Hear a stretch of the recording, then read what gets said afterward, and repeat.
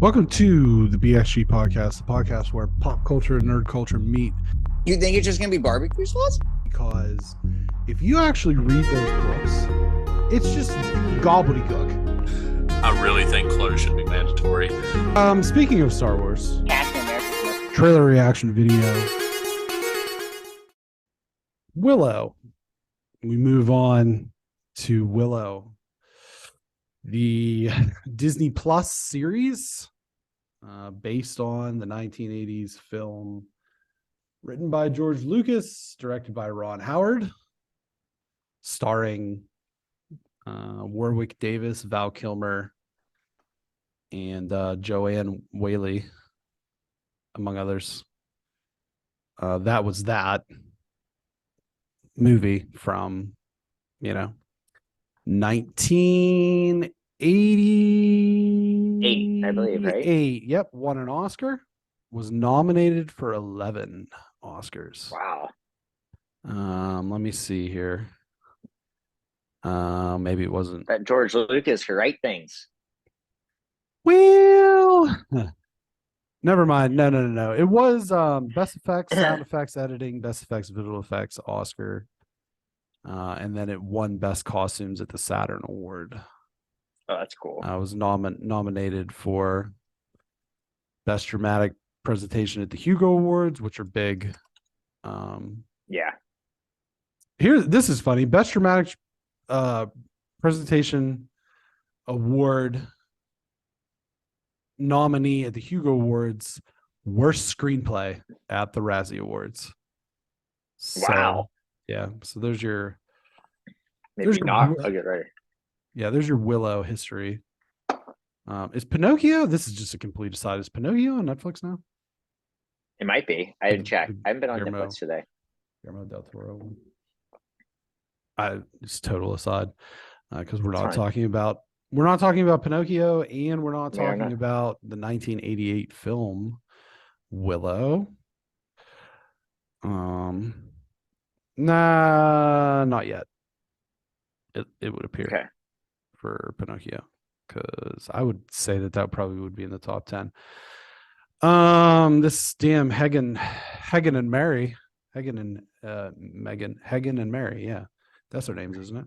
Yep. Megan and Harry. Megan and Harry. So everything's on Netflix or Hulu. Yeah, it's who the fuck cares? Willow series, Disney Plus, based on the 1988 film of the same name, starring Ruby Cruz, Ellie Bomber, Aaron Kellyman, better known as Delonte West Girl.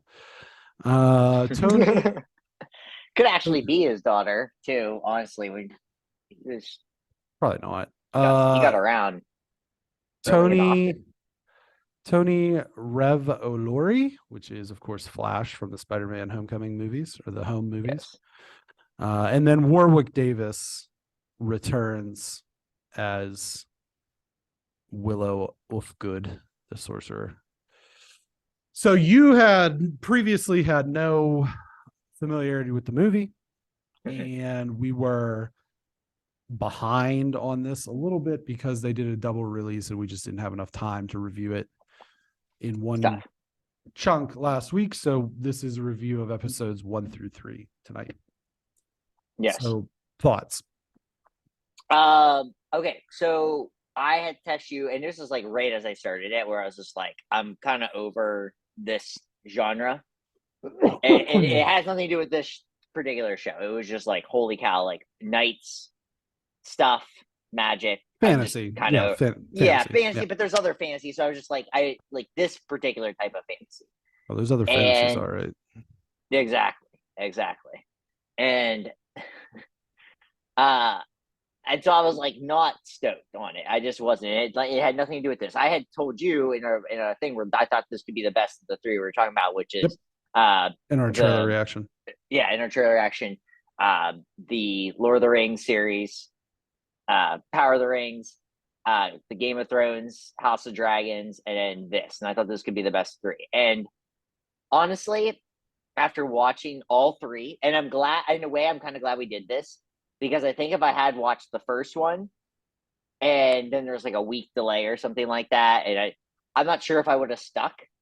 The first one, I'll say the first episode is pretty boring. It's a lot of trying to like set up stuff, and there seems to be a lot of filler. The second episode, about halfway through, when Willow is like, we're doing this trip, we're going on a journey, got me going. And from really that point on, that midway point in the second episode and in the entire third episode, the show really got me hooked. The second episode, I was getting the first episode was kind of in and out. Like it just wasn't getting, and I didn't feel like I missed anything. And then I read a review of the first episode, just the first episode, and it honestly felt exactly the same. I didn't miss anything, nothing spoiled. It was one of those things. Once they went on that journey, and all the way to the third episode, I was fully locked in on, and thought was really good. I thought the story building was really good. It was also the shortest of the episodes, which also told me that maybe like, and I know you're not really thinking about this when you're doing this, but that idea where you and I have talked about trimming fat off of episodes and how trimming 2 or 3 minutes off may not seem like a lot, but when you're watching something, especially when you have, this is an 8 episode series, I believe. 2 or 3 minutes every episode means a lot. I mean, it really does. You're talking almost 20, up to 24, 25 minutes of stuff that just doesn't need to matter. And this one, I would say the third episode was definitely the best. Felt like the fat was all trimmed, and now like interested in the storyline and left you on like a pretty decent like cliff. And I thought this was a solid episode. I think there's another thing too, where it seems like, without even thinking about it, I care more about it in a way. Like I care more about the characters, because in Lord of the Rings and Power of the Rings, we know everything, and none of this matters. And even though we know everything with House of Dragons, and I did care a little bit more, there are some characters who I just didn't care about. This one, I feel like everyone seems to have almost like an equal space. For even though it's Willow and he is obviously the main focus of this, or the main character, everyone seems to matter. Even smaller roles seem to have a part, and I think that's kind of cool. And the acting, I think, is really good so far. Erin Kellyman, we had talked about. I said to you, she's in everything. Any sci-fi, fantasy, whatever. She's in everything. This is her best thing she's done. She absolutely, I think, kills it in this. I think she's really, really good. She kind of stands out, not just because she has like vibrant red hair, but I think she's also just very, very good in this. So for me, right now, it seems like it's ascending, and it just feels like a really good. And I like the idea that it's 8 episodes. I think that really makes me feel good about it too now, because I was nothing against it, just where we were at with it. I left the third episode like, oh, this is going to be good. I could be right with my prediction. Could be right. Could be. I would say the one thing that we talked about, and I think that it is relevant, is that this is going to suffer a little bit of just like genre fatigue, having come so having debuted so quickly after the conclusion of Lord of the Rings and House of Dragons. And I think that might hurt its appeal a little bit. There might be some people who are like, okay, I already finished these 2 series. I'm kind of out on this genre. Let me go check something else out. But excuse me. I think that there's some really good points. And then I think that there are some definite flaws. And I think that the action set pieces so far, like all the fighting scenes and stuff like that, are all pretty well done. As far as they're engaging, you know what I mean? And I think that you can also see them. I know that sounds weird, but you can see what's going on. And in a lot of shows, sometimes you just can't see stuff that's going on now with TV. I mean, there was the thing about some of the shows being so black you couldn't see things. I know you necessarily didn't have that problem, but that was like a problem that other people had. That's not a problem with this show. I think that when it comes to the combat sequences that we've seen in the first episode, not as much in the second, and then pretty heavily in the third,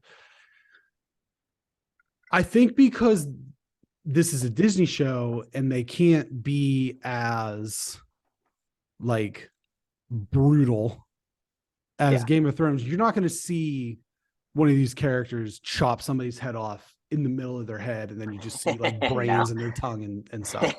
Right. So I think that what that does is it forces them to be a little bit more creative, maybe with the choreography of those fights, to make them stand out a little bit more and make them more interesting. And so far, I think that they've done a pretty good job with that. I like the different choices in weapons.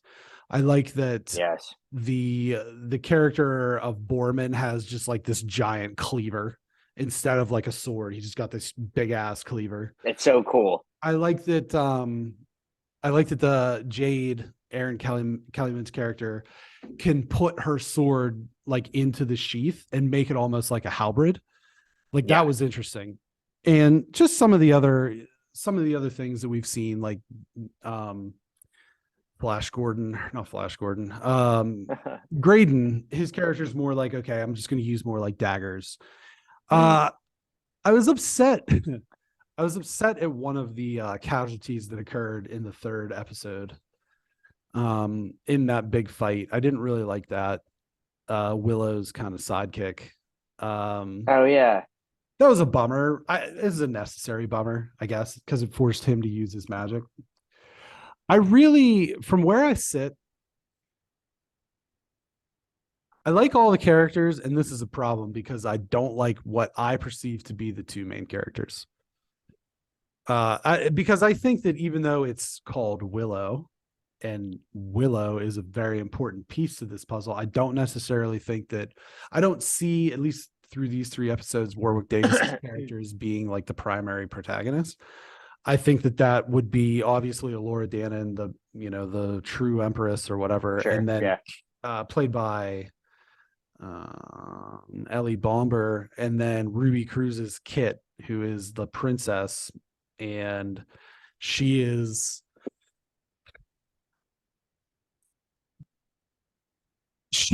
the character that Val Kilmer plays in the film, his daughter. And so I do think that they're trying to give her a little bit of that character's same sort of like, maybe a little bit over the top self-confidence, but I just find how like her put downs towards the Allura character to be like too much, to the point where they're almost like grating a little bit. And then I don't really care. The Allura character is supposed to be this amazing magician. She's got all this magic in her, yada, yada, yada. And she seems, it's like a step beyond sort of the damsel in distress who's not yet discovered her true powers, because she's almost at times like comedic foil for the rest of the cast. And I feel like if you're building this character to be this ultimate, hero at the end, which is, I feel like that's where they're taking this. I just don't know if you want her to be the one that gets like, is the punchline of all the jokes. I think that that's what the Graydon character's there for, and they do kind of beat him up with comedy a little bit, but I think that he's so like bumbling and useless in a hand-to-hand fight. He's obviously like the smart guy of the group, right? Right. And I think that they can kind of pick on him for being sort of a weakling or whatever, but I feel like he's your comedic punching bag. And then I feel like the Boardman character too, it kind of should be a little bit of comic relief, because he is what myself and some of my friends used to refer to in video games as a dumb and tough, where it's like he's got no, like if you lay out, the Final Fantasy stats, it's like all strength, no intelligence. That's him. He's just like a big, dumb, tough guy. And so I think that you can kind of take some shots at him in a comedic lane as well. But overall, the first episode, I almost texted you and said, I don't know if I want to watch this. Sure. Right. That's what I was saying. I'm not sure. It's off to a real slow start. I did think the battle sequence in when the bad guys came and they're all like freaking mutated looking and stuff, come to the castle and everybody's got to fight and what have you, that was that was pretty cool, but the rest of the episode kind of left a lot to be desired. And then the second episode kind of picked up, especially from a story progression. And then the third episode, like you had said, I agree with, was I feel like we're pointing in a good direction. And I felt like that episode was just pretty good in general. Mm-hmm. Yeah. So interested to see more. I feel like part of me wants to go back and watch the movie. The special effects don't hold up. It was made in 1988. You know what I mean? There's no CGI. There's no green screen. It's just like whatever. But it's a good movie. And like I said, written by George Lucas, directed by Ron Howard, starring Val Kilmer. There's some 80s heavy hitters in there. Yeah, I mean, I know, listen, I understand it's no James Cameron masterpiece. Few things are In this world. He's great at sequels. You know? He's the best ever at them, right? Right. Yep. Best ever at sequels. All time great. Doesn't it say something that you miss on the first one? Let's not get into it. We could. That man. I'll meet you. I'll tell you what, Brandon. We'll meet halfway. We'll meet in Kansas City. We'll go see Avatar 2 together. We'll go to a Chiefs game, just take an Arrowhead, see what that's like. I've been. Grab some barbecue. I've been to Kansas City. And it's fine, but did you have some barbecue there? Sure. Not to see Avatar. I wouldn't do that. No, I would not. I'm not going to go 2 miles down the road to see Avatar. So. Yeah, look for our review on Avatar 2: The Way of Water when it is streaming on Disney Plus. Maybe.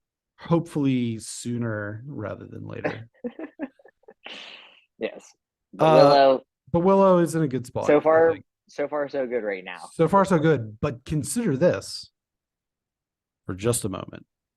Had this been a film sequel instead of a series sequel, I mean, you got to get Cameron.